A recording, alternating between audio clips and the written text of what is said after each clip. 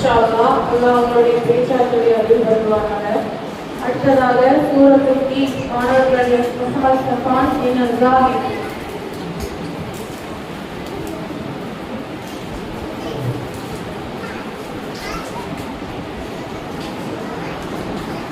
أعوذ بالله من الشيطان الرجيم. بسم الله الرحمن الرحيم. والتين والزيتون وطور سينين وهذا البلد الأمين.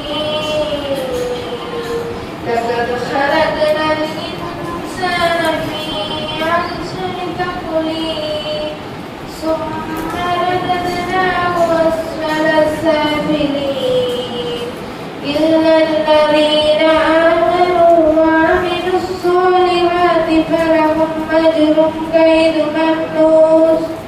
فما يكذبوك بعد بالدين أليس الله بأحكم الحاكمين. சபிக்கப்பட்ட பாதுகாவல் தெரிகிறேன். அளவற்ற அருளாளர் நிகரற்ற அன்பிற்காகிய அவ்வாழ்த்தின் பேரால் ஆரம்பம் செய்கிறேன்.